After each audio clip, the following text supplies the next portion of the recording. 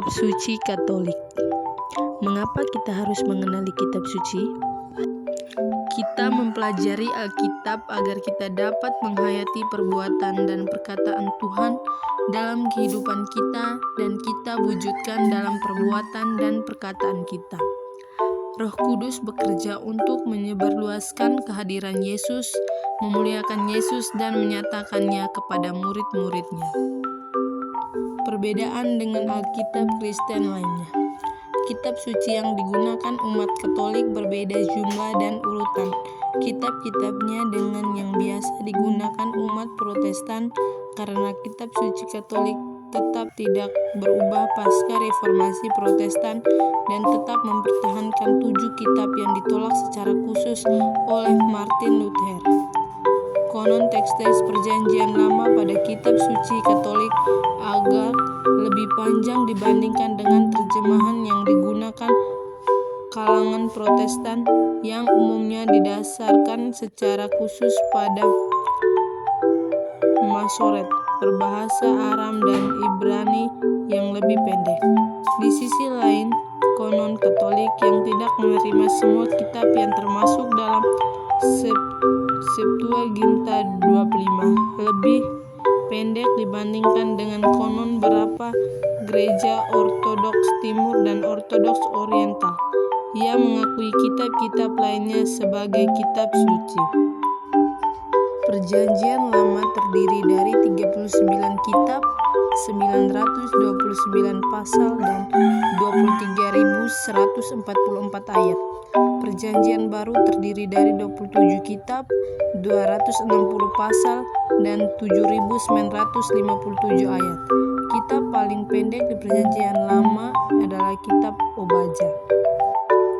Perjanjian Lama. Perjanjian Lama adalah bagian pertama dari Alkitab Kristen yang utamanya berdasarkan pada Alkitab Ibrani. Berisikan suatu kumpulan tulisan keagamaan karya bangsa Israel kuno. Bagian ini merupakan pasangan dari Perjanjian Baru, bagian kedua dari Alkitab Kristen. Perjanjian Baru. Perjanjian Baru atau biasa disingkat PB merupakan bagian utama kedua kanon Alkitab Kristen, yang bagian pertamanya adalah Perjanjian Lama, yang utamanya didasarkan pada Alkitab Ibrani. Perjanjian Baru berbahasa Yunani ini membahas ajaran-ajaran dan pribadi Yesus serta berbagai peristiwa dalam kekristenan pada abad ke-1.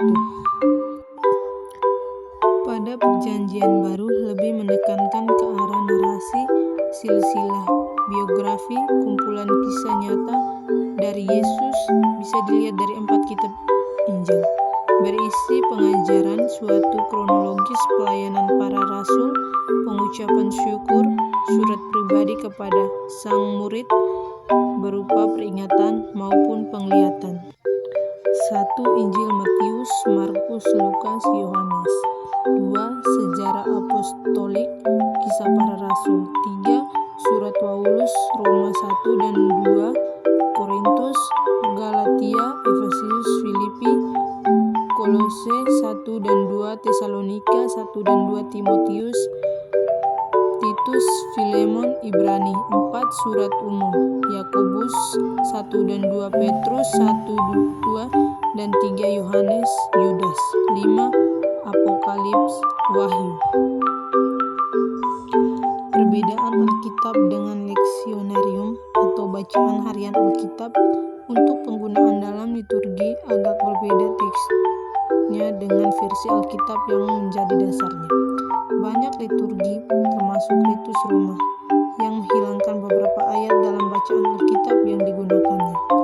Hal ini terkadang memerlukan perubahan tata bahasa atau identifikasi seseorang atau beberapa individu yang dimaksud pada ayat sisanya dengan sebuah kata ganti, seperti ia atau mereka.